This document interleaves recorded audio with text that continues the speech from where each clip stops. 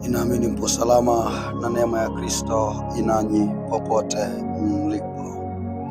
Namshukuru Yesu kwa nafasi hii ambayo amenipea, ikiwa ni usiku sana mida ya saa 8.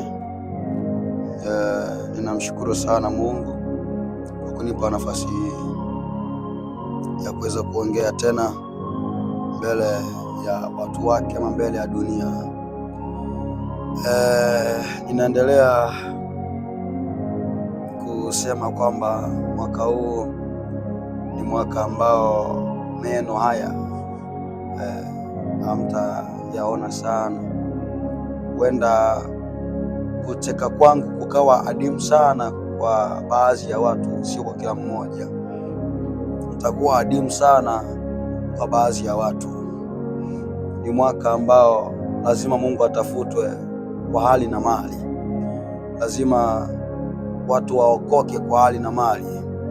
Ule ukawaida na ule yale mazoea na ule ulegevu na ule udhaifu wowote, mwaka huu lazima uweze kuondolewa na tuweze kupambana kwa ajili ya kuiokoa dunia. Maana asilimia kubwa mpaka sasa dunia inaelekea mahali ambapo kwa asilimia kubwa si pazuri kabisa. Sehemu zote duniani hakuna amani yoyote. Kwa hivyo lazima tupambane tuweze kuiokoa dunia, tuweze kuiokoa dunia. Lakini bahati mbaya ambao tuliwatarajia ama tulitarajia waiokoe dunia, ambao walikuwa naangaliwa kwamba waokoe dunia, wamepiga hatua nyuma kama ilivyoandikwa. Wakapiga hatua nyuma wala sio mbele. Vijana wahubiri wengi leo hawapo tena mitandaoni. Wengi leo hawahubiri tena. Wamekalia maendeleo ya mwilini. Si vibaya kabisa. Yaani kutafuta maendeleo ya mwilini si vibaya, sio dhambi kabisa. Hata mimi nayatafuta. Lakini kutafuta maendeleo ya kimwili kiasi cha kuacha kazi ya Mungu, kiasi cha kuacha huduma, ni anguko moja kwa moja. Maana huduma hizi tulizo nazo ni sehemu ya mapenzi ya Mungu. Tunafanya ili watu waokoke, ili waje katika ufalme wa Mungu. Lakini bahati mbaya ambao walikuwa wanaangaliwa ili waje kuokoa dunia, mpaka sasa wanavutwa na mvuto wa dunia. Bwana asifiwe sana. Vijana wengi sana wamebaki ovyo. Wahubiri wengi sana wamebaki kawaida sana. Wanaishi kawaida sana, wanafuatisha namna dunia kawaida sana. Yaani wahubiri wengi sana, watumishi wengi wa Mungu wapiga hatua nyuma kuliko kupiga hatua mbele. Wamepiga hatua nyuma, kitu ambacho kwa asilimia kwa binafsi naumia sana. Maana yaani wameanguka. Theluthi ya watumishi wa Mungu wengi sana wameanguka kiroho. Nimwacha Mungu, ameacha huduma, wanajifariji kidogo. Unaambia kwambia haya mambo haya sio ya kufanya na kuacha, hapana. Japo siku shetani atakushika vizuri, anakubana vizuri. Ukipenda kurudi unashindwa kurudi. Watu wa Mungu, mafanikio ama maendeleo ya mwili si mabaya tafuta, si vibaya. Lakini tafuta maendeleo ya Mungu ya kimwili pamoja na kumtafuta Mungu, pamoja na kutekeleza kusudi la wewe kuwepo duniani. Bwana asifiwe sana. Mimi siongei sana. Nataka niweze kugusia kwa habari ya mtu wa Mungu, mwimbaji huyu wa nyimbo za Injili, anajiita kwa jina la Godfrey. Brother Godfrey na wengine wote ajabu. Nataka nigusie 1 2 3 mtu wa Mungu. Najua mmekuwa na majina tayari. Sisi wengine hatuna majina. Kwa hiyo tuseme nini basi kwa ajili ya hayo? Ila mimi nataka niongee na wewe. Nataka nigusie uchafu na ubaya ambao unaofanya, hata kama ni mkubwa. Mwaka huu mimi siangalie miaka, siangalie cheo, siangalie sura, siangalie una sifa gani. Mimi naongea pasina kupapasa. Bwana asifiwe sana. Nataka Godfrey niweze kumkemea kidogo. Kumkemea mtu sio vibaya na sio dhambi. Sema eti una hukumu mbavu. Hakuna hukumu ambayo inafanyika hapa. Hakuna hukumu. Mimi nasema kwamba liwalo na liwe kwangu. Yaani kwa namna yoyote mimi siogopi chochote. Yaani niko tayari kupotea saa yote duniani. Kwanza nataka nife ninaongea. Yaani nataka nife ninaongea. Yaani nataka nife huku nikiambia dunia kwamba acheni dhambi. Bwana asifiwe sana. Mtu wa Mungu, ni kweli wewe ni maarufu sana. Ni kweli. Ni kweli wewe unajulikana sana kuliko mimi. Ni kweli.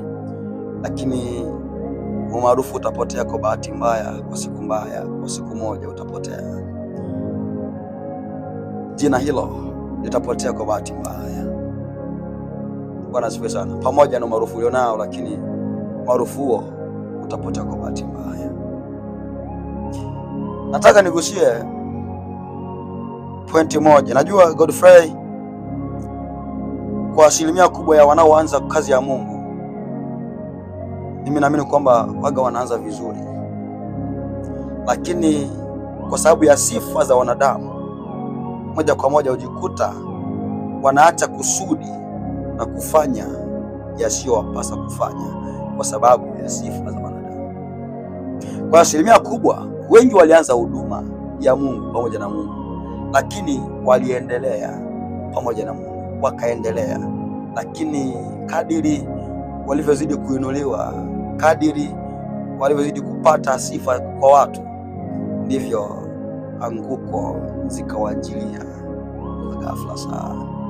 Bwana asifiwe sana.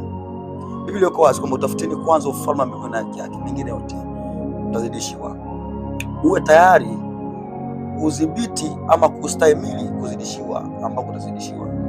Bahati mbaya wengi leo wanazidishiwa wakati hawana moyo wa kujidhibiti. Bwana asifiwe sana.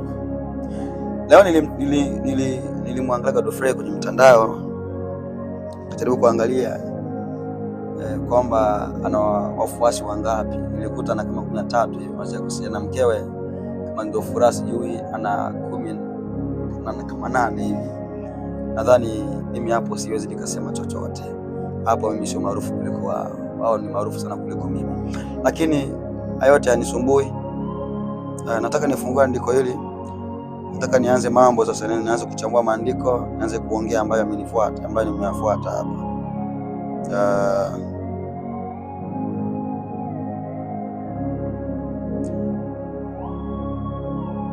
Nataka nifungue page ya Godfrey hapa. Brother Godfrey, sijui naitwa Godfrey, sijui naitwa Godfrey, mtu wa Mungu. Godfrey, mbona mtafute hapa, mbona mtafute hapa tuweze kuendelea hapa. Godfrey nimempata hapa. Najua wengi wenu mmekuwa machawa.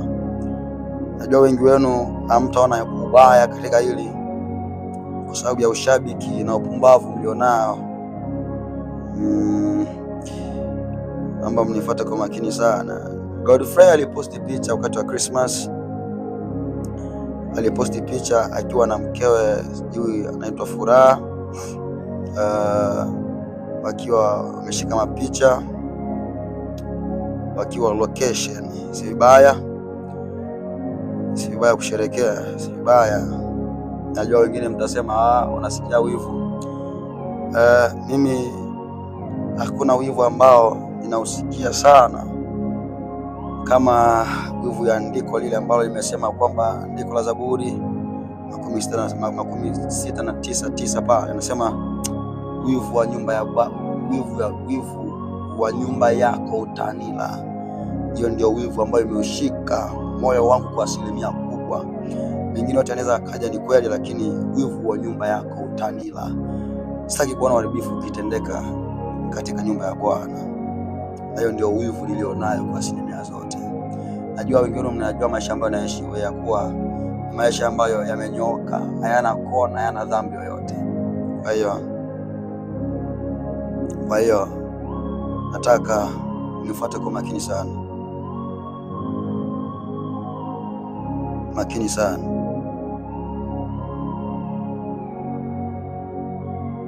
So Godfrey akaposti picha wakati wa Christmas akiwa na mkewe huyo. Si vibaya, lakini ikwazi Biblia kwamba hata yule mmoja ule naye uwe kama uko naye, lakini ni kama vile mnaacha kusudi la Mungu sababu kutukuza mabinti na kuwaendekeza wanawake. Mimi nasema kwamba mwanamke ambaye nitamuoa ajipange sawa sawa, kwa sababu nampenda sana Yesu kuliko chochote. Mimi kuna posti ambayo niliposti hapa nikasema kwamba mwanamke wangu hata kuwa wa thamani kupita thamani ya Yesu kwenye maisha yangu. Yeye hajaniokoa, Yesu ndiye ambaye ameniokoa. Lakini kwa kusema haya sina maana kwamba nisimheshimu na kumpa adabu anayostahili, hapana. Lakini thamani ya Yesu haiwezi kaondolewa na yeyote kwenye maisha yangu. Bwana asifiwe sana. Godfrey akaposti akiwa na mkewe wanashikana. Godfrey anavaa suruali na mkewe anavaa suruali. Najua mpaka sasa katika jamii ya Wakristo ya waaminio, suruali limekuwa ni vazi la kawaida sana kwa watu. Hamna shida. Lakini niulize swali hapa. Nilicomment kwenye post ya Godfrey, nikauliza swali, nikasema hivi, huyu ndiye yule muimba nyimbo za Injili? Eti ndugu zangu, najua wengi wenu hamuoni baya kwenye picha kwa sababu ya ushabiki, ila mimi naomba tu kujua hapo kwenye hiyo picha mwanaume ni nani na mwanamke ni nani, maana sioni vizuri. Kwa nini ili swali nikaliuliza? Moja kabisa sababu, kwa sababu hapa nimeona Godfrey amevaa suruali na huyu mke wake anavaa suruali, na tunajua fika kwamba suruali ni vazi la kiume. Yaani hapo najua wengi wenu mtakuja na mahistoria ya kabila, ya asili na vile vyote, lakini Biblia imetuambia nini kwa habari ya kujisitiri? Na Godfrey nimempandia kwa sababu anajiita mlokole, lakini Tito anasema hivi, wanakiri kwamba wanamjua Mungu lakini kwa matendo wanamkana. Kwa hiyo Godfrey amevaa suruali na mkewe amevaa suruali. Hapa sijui utofauti wa Godfrey na mkewe uko wapi. Huenda utofauti kwa sababu tu ya sura na vingine vyote ambavyo wako navyo. Najua nitaonekana kama sina adabu, lakini nitaongea ile kweli ya Mungu, lolote na liwe kwangu. Nika comment hivyo, yeye akarepost, yeye akareply akasema kwamba pole sana mtumishi kwa matatizo ya macho, Mungu akuponye. Ni kweli reply hii ambayo alireply inaonekana kana kwamba itakuchekesha sana wewe chawa na shabiki. Lakini mimi nikareply nikasema kwamba sawa, ila nadhani wewe una matatizo ya ufahamu, ubongo wako haujakaa vizuri. Najua unaelewa pointi yangu ni ipi, ila kwa sababu mnakwenda na upepo wa dunia hii, basi unajifanya hujui, ila ukweli ni kwamba hamwezi kukinywea kikombe cha Bwana na kisha mkakinywea kikombe kinachotukuza mashetani. Najua mzee wangu ulimwengu amewakalia kimya mpaka sasa, ila mimi sitowaikalia kimya watu wapuuzi mfano wa wewe mwaka huu wa 2026. Nikasema jipangeni sawa sawa. Akakomenti sawa baba. Alafu kuna mwingine mpuuzi mmoja akakomenti kwangu akasema, ukijiweka mtakatifu kwenye maisha ya watu tayari umeharibu. Pumbavu kabisa, shabiki mpumbavu kabisa. Punguzeni kujaji basi maana watu wa Mungu ndiye basi maana wote Mungu ndiye atakayechagua mkamilifu, ila kwenye mavazi punguzeni makasiriko. Kama na wewe umejisikia, basi anza mwaka huu malaya kabisa. Nikajibu nikasema, ni wazi kwamba hata wewe una maisha mabaya, acheni kiviburi. Alikomenti mpuuza akasema hivi, hamna cha kiburi hapo kaka, mambo mengine mwachie Mungu. Pumbavu kabisa. Eti mambo mengine tumwachie Mungu? Shetani kabisa, huyu ni shetani, huyu ni pumbavu. Mwachie Mungu aamue tu. Mimi sioni baya, lazima baya, yani hapa baya hautaliona hapa, baya hautaliona. Mtu akivaa kwa kujisitiri, eti kwa kujisitiri. Kwanza huyo hana ufahamu wote, huyo hana ufahamu wote. Kwanza hajui nini maana kujisitiri, kwamba ni dhambi. Angekuwa hata viungo vya siri vya mwili wake vinaonekana hapo, nisinge comment hivi. Mtu wa Mungu, hebu nyote nye machawa, nye mashabiki wa pumbavu nye.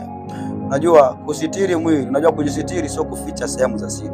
Hilo ndio mlifahamu nye, hilo ndio mlifahamu nye mashetani nye. Kusitiri sio kuficha sehemu za siri, sio kuficha baadhi ya viungo vya mwili. Hapana, watu wa Mungu, mashetani nye watu nye. Haya, nikakomenti nikasema hivi unakujua kujisitiri wewe, ama unaongea tu kwa sababu una mdomo wa kuongea? Tukaishia hapo. Lakini sasa nirudi kwa God. Anajiita Godfrey. Mtu wa Mungu, najua unajua fika kwamba kuvaa, najua maandiko unayajua, na wewe ni mlokole na unajua jema na baya ni lipi. Sasa nataka, kwa sababu ya ukengeufu mlionao, kwa sababu ya upepo mlionao, kwa sababu ya upepo wa dunia mlionao, kwa sababu ya upepo wa dunia hii niamua kutoka kwenye kusudi na kuingia kwenye mambo ambayo hayastahili. Najua fika kwamba unajua vizuri kwamba mwanamke asivae mavazi ya mwanaume. Unajua vizuri. Lakini nianze na maandiko. Godfrey kavaa suruali na mke anavaa suruali. Aisee, hapa mwanaume ni nani? Hapa mwanaume ni nani? Godfrey ni mwanaume, ni mwanamke? Au je, mke ni mwanaume? Hapa mwanaume ni nani? Twende, kabla sijafungua Biblia, twende kiasi. Nye watu nye wabembe nye watu nye kambini nye nyaruhusu nye. Mwanamke akivaa suruali alikuwa anaitwa malaya. Kwa nini Marekani mje mbadiliki nye watu nye? Yaani Wakongomani, yaani mwanamke akivaa suruali kwa Kongomani alikuwa anaitwa malaya. Kwanza ilikuwa haistahili kuvaa suruali. Kwa nini mje mkengeuke na mambo Marekani, watu wa Mungu nye? Unajua? Aisee, Mungu tusaidie sana. Lakini nifungue maandiko haya. Najua wengi hamuoni baya wala yaani hamuoni kosa lolote wala ubaya wote. Lakini ni kwa sababu ya uchawa, kwa sababu ya ukosefu wa ufahamu mlionao. Sikia maandiko haya. Methali, nianzie 28 nikienda kwenye 23, anasema amkemeaye mwenzake hatimaye atapata kibali zaidi ya mtu ajipendekezaye kwa ulimi wake. Bwana asifiwe sana. Najua nyie machawa nyie mtasema kwamba hapa hakuna kosa lolote. Lakini mtu wa Mungu Godfrey, niseme nawe, nizungumze na wewe. Ni kweli wewe una jina, ni kweli. Na nilipata comment kwenye inbox yangu hapa. Hebu na mimi sinaga siri, hebu nisome kwanza. Huyo kijana alicomment, mtu wa Mungu hapa. Huyo kijana alikuwa vizuri kipindi hajapata mafanikio ya kimwili. Lakini baada ya kufanikiwa kimwili, sio kiroho, kimwili. Ina maana kwamba kiroho hajafanikiwa, amefilisika kiroho, lakini kimwili ana mafanikio. Tu fanikio ya kimwili tu, amena mambo ya ovyo, amesahau wapi alipokuwa. Ni kweli baadhi yenu waimbaji nyie mlianza vizuri, mlianza na good quality, lakini nilisema kwa kadiri ya sifa za wanadamu zinavyozidi sana, ndivyo quality ya kimungu inazidi kuharibika kwenye maisha yenu. Bwana asifiwe sana. Amkemeaye mwenzake hatimaye atapata kibali kuliko ajipendekezayo kwa maneno ya ulimi wake. Bwana asifiwe sana. Godfrey, unajua fika kwamba kuvaa suruali, mtu wa Mungu, sio vazi la kike, ni vazi la kiume. Usizime data, usizime akili yako, usizime data. Mimi nakusomea maandiko hapo, usizime data. Kwanza nianze kwenye andiko lenye ambalo linakataza mwanamke asivae suruali, Kumbukumbu la Torati. Najua mtaniambia sijui hapo ilikuwa Agano la Kale, lakini nitaenda kwenye Agano Jipya. Nitaendea kote, nitafika kote huko, nyinyi msijali. Hapo msijali, yani hapo msijali. Nitaendea kote. Kumbukumbu la Torati 22:5 anasema, mwanamke asivae mavazi ya mpasayo mwanaume.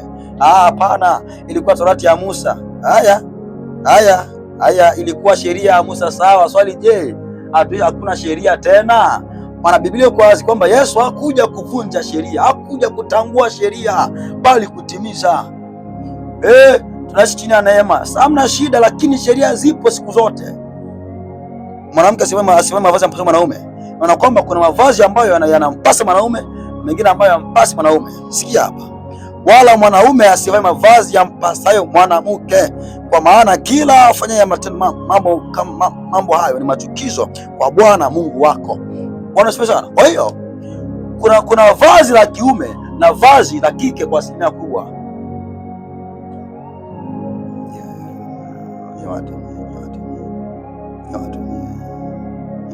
Danieli 3:21 anasema, basi watu hawa wakafungwa hali wamevaa suruali zao. Ni wanaume au wanawake? Kuna mwanamke hapa. Hali wamevaa suruali zao. Kwa hiyo vazi la kiume kabisa, maumbile ya kiume yanafaa kuvaa suruali, maumbile ya kike hayafai kuvaa suruali, otherwise ni umalaya. Basi sana ndio kule ambao nataka mjue, maumbile ya kike hayafai kuvaa suruali.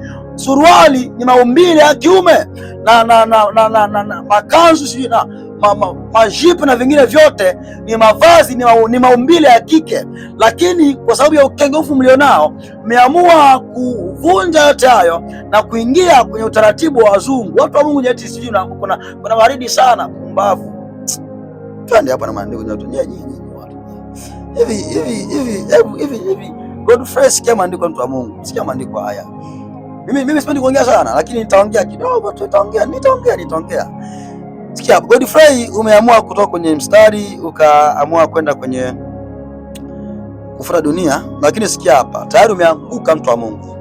Wafilipi 1:27 anasema, lakini lolote litakalo tukia mwenende kama ipasavyo injili ya Kristo.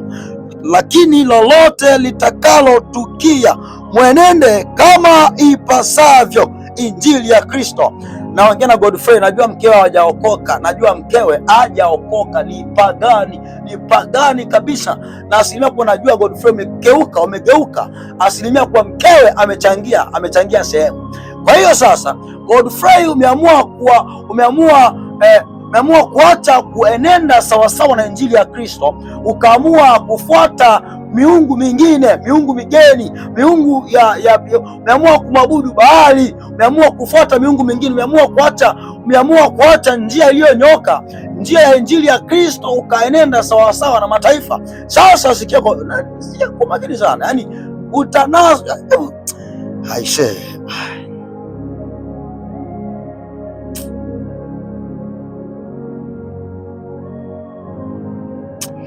Sikia hapa, ili nikija na kuwaona, au ikiwa sipo, nipate kusikia haya juu yenu, kwa kuwa mnasimama imara katika roho moja, mkishindania imani ya injili kwa umoja.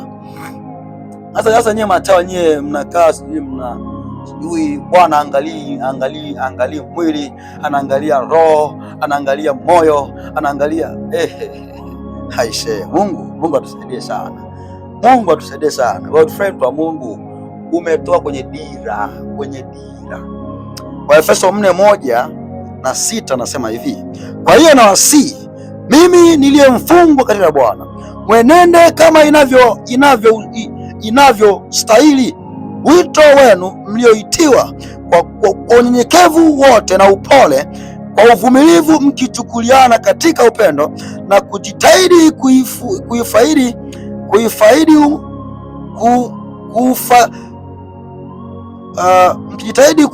kuifaidi umoja wa roho katika kifungo cha amani, mwili mmoja, roho moja, kama mlivyoitwa katika tumaini moja la wito wenu, Bwana mmoja, imani moja, ubatizo mmoja, Mungu mmoja, naye ni Baba wa wote, aliye juu ya yote na atakaye na katika yote na ndani ya yote, kwamba mwenende kama inavyostahili wito wenu mlioitiwa. Godfrey, haujaitiwa kwa jinsi ulivyo. Unajua tayari umeamua kufuata mambo ya dunia, tayari umetoka kwenye wito. Wito sio huo, mtu wa Mungu. Wito sio huo, umeacha kusudi, unaishi kidunia, unafanya. Unajua mtu wa Mungu, Biblia iko wazi kwamba msifuatishe namna ya dunia hii, lakini kwa sababu mmeamua kufuata upepo wa dunia hii, moja kwa moja mmeamua kuanza kufuatisha namna ya dunia hii, kati sivyo. Bwana sifiwe sana. Kwa mtu wa Mungu, lazima mjipange vizuri, lazima mwache ubaya, mwache dhambi, mwache upumbavu ambao mnaofanya. Nekele ujinga tu, upumbavu tu, ujinga. Yaani ujinga tu. Umeanguka mtu wa Mungu, umeanguka, amedanganywa. Wewe suruali, mke suruali, wewe. Hapana, mtu wa Mungu, hapana. Sikia maandiko haya. Ufunuo 14:7 akasema kwa sauti kuu, mcheni Mungu na kumtukuza, kwa maana saa ya hukumu yake imekuja. Msujudieni yeye aliyezifanya mbingu na nchi na bahari na chemchemi za maji. Kwamba mtukuzeni Mungu, mcheni Mungu. Mmeacha kumcha Bwana, mnafuata mambo yasiyowastahili. Wanda niwafungulie nini maana kusitiri Mungu? Hasa naongea kwa upande wa mkewe, ila wewe nakuponda sana kwa sababu wewe ndio mwanaume. Mmekosea watu wa Mungu, mmekosea sana nyie, mmekosea sana. Hapana, amevaa tu shani ubaya, yani mmekmenye, nyie ni machawa, aishe.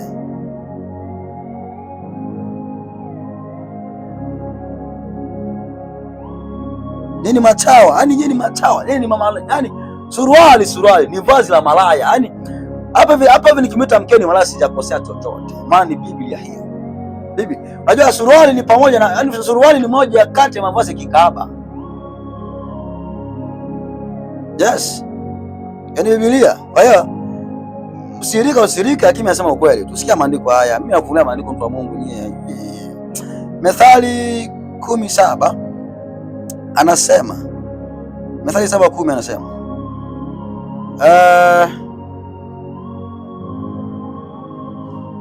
anasema, na tazama mwanamke akamkuta ana mavazi ya kikahaba, mwerevu wa moyo. Suruali ni moja kati ya vazi la kikahaba. Suruali alisitiri mwili, suruali haisitiri mwili. Ni mavazi ya kikahaba, ni mavazi ambayo mnayavaa ili makalio yenu yaweze kutanuka huko nyuma, ili kama ukiangaliwa usifiwe kama ule dada na makalio ana shepu kubwa, lakini bila kujua kwamba huo ni udongo, na baada ya kufa udongo huo utazikwa makaburini. Wewe utahukumiwa sawa sawa na matendo yako. Kwa hiyo suruali ni vazi ya kikahaba. Suruali ni umalaya, ni upumbavu, ni ushetani. Kwa hiyo alimadamu amevaa suruali mkewe, sina kosa nikimwita malaya, sijafanya dhambi yoyote, maana suruali ni vazi la kikahaba, ni vazi la mashetani, moja ya vimina vingine vyote. Kana ujinga tu. Anasema sana.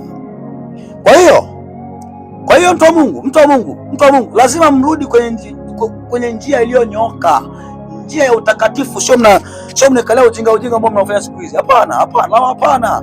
Yaani lazima mnyoke.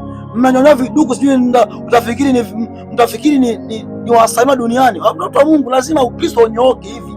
Uchamungu sio kuimba, uchamungu sio kuvaa mavazi, uchamungu sio kwenda ibadani, uchamungu sio kingine chochote. Uchamungu ni kuenenda sawa sana mapenzi ya Mungu, ndio uchamungu. Otherwise ni upagani tu ambao mlionao siku hizi nyie mashetani nyie. Nasiwe sana. Kwa hiyo kuvaa suruali sio kusitiri mwili. Kusitiri sio huko sio kusitiri mwili.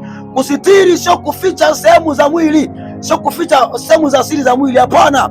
Kusitiri sio kuficha baadhi ya viungo vya mwili. Hapana. Hapana, hapana, hapana. Mwanamke asivae mavazi ya mpasao mwanaume. Kusitiri sio huko. Hapana. Hapana watu wa Mungu, hapana. Huko sio kusitiri mwili. Hapana watu wa Mungu, hapana. Hapana, nitaongea, nataka niongee hapa. Hapana. Hapana. Kwa hiyo wengi wenu nyie mnavaa suruali kwa sababu kila vae suruali. Yaani uniambie nini? Kila vae suruali kichwani kwake ana wazo la zinaa. Yaani uniambie sijui navaa tu kwa sababu ya kazi. Nakwambia wewe mawazo yako wewe, akili yako imejaa zinaa, imejaa umalaya, imejaa uzinzi, imejaa uasharati. Mtu wa Mungu, ukivaa suruali sinavaa kwa sababu ya kazi, umejaa umalaya na ushetani, mmejaa umalaya, mmejaa pumbavu, mmejaa zinaa, mmejaa yani watu wa Mungu nyie, watu wa Mungu nyie. Hapana kazi Marekani kuvaa suruali. Hakuna Mkristo wa kweli atakayekaa na imani kwa sababu ya kazi. Hakuna Mkristo huyo, hakuna. Nyamja yani hakuna Mkristo wa kweli ambaye ameshikilia imani, ambaye atakana imani kwa sababu ya kazi ya kampani. Hakuna mcha Mungu wa kweli ambaye atakana imani kwa sababu ya kazi. Hakuna, huyo yupo, na akiwepo huyo ni mpagani aliyevaa suti. Hakuna Mkristo ambaye atakana imani. Hakuna Mkristo wa kweli ambaye atakana imani kwa sababu ya kazi. Hapana, huyo yupo, na akiwepo huyo sio huyo ni fake, huyo ni mpagani huyo. Na wengine yani nyenye watu nyenye wengi wenu ni wapagani ambao kanisani mnavaa vizuri, mnasitiri miili vizuri, lakini ikiwa kazini hebu nyenye watu nyie kambili nyie mlikuwa mvaa suruali. Sasa kwa nini huku na mkivaa suruali huku kote sehemu yani zinajichora, utafikiri ni mbwa. Yani mnabaki uchi. Leo akina mama wanavaa suruali, mke suruali, mme suruali. Nani mke nani mme hapo? Watu wa Mungu nyie, watu wa Mungu nyie. Yani ni shida tu peke yake, ni shida. Yani ni shida sana. Cha Mungu hapana. Yani ifike mahala tunyote vizuri sana. Uchamungu sio huo sio cha Mungu. Uchamungu sio kuimba mtu wa Mungu, sio cha Mungu. Uchamungu sio kuwa na sauti nzuri, hapana. Biblia kwa wazi kama kila mwenye pumzi amsifu Bwana, sio cha Mungu. Uchamungu sio kuimba. Hata mimi naweza nikaimba, hata kama una sauti nzuri naweza tu nikaimba. Kuimba sio saini. Kuimba sio ishara kwamba umeokoka. Mtu wa Mungu ni mpagani, ni shetani, ni joka, wana wa majoka nyinyi watu wa Mungu. Kwa hiyo kuvaa suruali, ukivaa suruali wewe ni malaya, shetani, kahaba, pumbavu kabisa. Na bana na watu usijui. Haya, hamna shida, vaa tu, hamna shida. Timotheo wa pili 2:9 anasema. Sawa nini? Timotheo wa kwanza 2:9 anasema vivyo hivyo wanawake na wajipambe kwa mavazi ya kujisitiri. Suruali sio vazi la kusitiri. Alimadamu mwanamke unavaa suruali, wewe unajizaraulisha. Hakuna suruali inayositiri mwili, wala kusitiri mwili sio kuvaa huko. Kusitiri nini? Kusitiri kuvaa nguo ambayo haishiki mwili wako, ambayo haionyeshi maumbile yako ya mwili, ambayo haibani mwili wako, ambayo haichori mwili wako. Kuvaa nguo ambayo inakuachia mwili, ambayo inakuacha. Suruali mkivaa nyie inabana mwili, yani inachora makalio, utafikiri ni jiwe. Yaani makalio yanajichora, utafikiri wengine mpaka wengine leo wanavaa vigodoro wake za watu. Mabinti nyie, mashetani nyie. Mpaka leo wanavaa vigodoro. Yaani unaona makalio yanajichora hivi. Utafikiri ni ya kweli, kumbe ni kigodoro. Leva godoro. Pumbavu kabisa, shetani. Utakufa na dhambi zako. Utakufa usipotubu dhambi. Kwa hiyo mnavaa suruali ili kubwa moja kuwatega wanaume. Hilo ni la kwanza hilo. 2, zina imekaa kichwani. Umalaya, ushetani, upumbavu. Kwa suruali ni moja kati ya mavazi ya kikaaba, ukaaba, ushetani.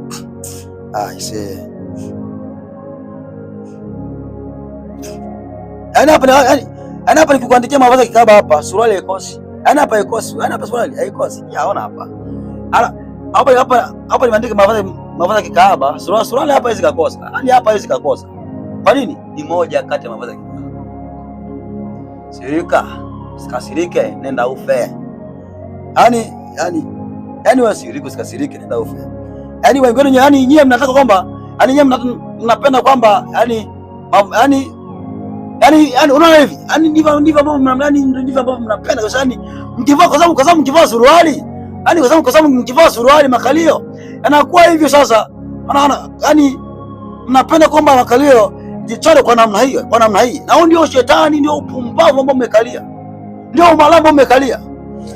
Afu mkiambia eti hapana, natukana watu hasa kujaji, malaya kabisa, shetani kabisa, mbwa kabisa, pumbavu kabisa. Kwa hiyo suruali ni vazi la kikaaba, ni ushetani, ni umalaya. Akina mama, ni umalaya huo. Acheni umalaya, acheni upumbavu nyie. Pumbavu yani mama suruali, mtoto suruali, baba suruali. Nani mme huo ndani? Nani mme? Nye watu nyie. Aise, Mungu atusaidie sana, Mwaka huu mtanikoma, mwaka huu mtanikoma sana. Na nasifi, hapa mtu hapa, fanyalo afi mtu hapa, na kama nitakufa sawa, hamna shida. Lakini hapa afi mtu. Kama sawa, kama mtaniwa sawa, hamna shida. Lakini ukweli utasemwa. Suruali ni vazi la kikaaba. Godfrey, kwa Mungu, rudi kwenye mstari. Acheni ujinga kama mmekalia. Rudini kwenye mstari. Rudi kwenye mstari, watu wa Mungu nyie. Mmekalia ujinga wa nini, watu wa Mungu nyie? Hebu tuuni dhambi basi. Tuuni dhambi. Dunia inaisha hii. Ni afadhali kujinyima, lakini ukamuone Mungu. Ni kweli tunaishi duniani na kila mmoja ana chaguo la kuishi, lakini unaishi namna gani? Zaburi 101:8 anasema, asubuhi nitawaharibu wabaya watu wa nchi, niwatenge wote watendao uovu na mji wa Bwana. Hili ni andiko la mwaka mzima. Nishangae sana. Anyways, mimi nishi hapa. Godfrey, mtu wa Mungu, umepinda na nikunyonge hivi. Enenda kama inavyostahili injili ya Kristo. Kiingiacho mtu sicho kimtacho unajisi, bali kimtokacho.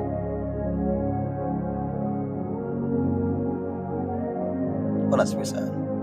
Bali kimtokacho. Sikia hapa, Mathayo 15:11 anasema, kinachomfanya mtu kuwa najisi mbele za Mungu si kile kiingiacho kinywani mwake, bali ni kile kitokacho kinywani mwake. Bwana asifiwe sana.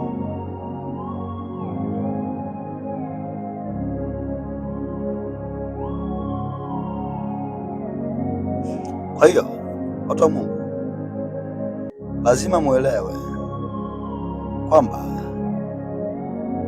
Vyote ambavyo mnafanya leo, kila mmoja atahukumiwa kwa haya.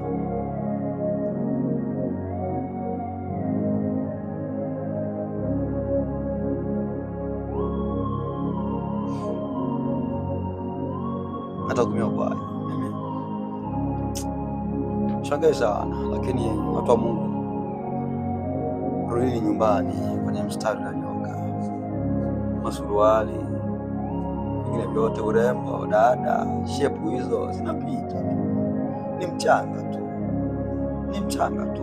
Makalio makubwa hayo ni mchanga tu, na uenda kumejaa mavi huko. Uenda kumejaa mavi huko. Sema kijana ana adabu, hamna shida, hamna shida, lakini tubu dhambi, rejea kwa Mungu. Tunapita duniani hapa, tunapita, hakuna atakaye kwenda na kitu. Na kama ilivyoandikwa, watu walivyoandikiwa kufa mara moja, baada ya kufa kila mmoja atahukumiwa sawa sawa na matendo yake. Mtu wa Mungu, hebu uangalie maisha yako, unaishi namna gani na Mungu? Unaishije na Mungu? Acha dhambi, acha uzinzi, acha uasharati, acha zinaa, acha ulevi, acha pombe, acha umalaya. Tubu dhambi. Yesu yupo, Yesu anakuhitaji. Pengine wote ambao mnafanya nyoto Mungu, hakuna ujana huo, vijana. Hapana, dhambi mwisho wake ni mshahara wake ni mauti, ni kifo. Shangae sana. Neema na amani ziwe nanyi. Amen. Sauti ya mtu alina uchungu moyoni anasema, tengenezeni njia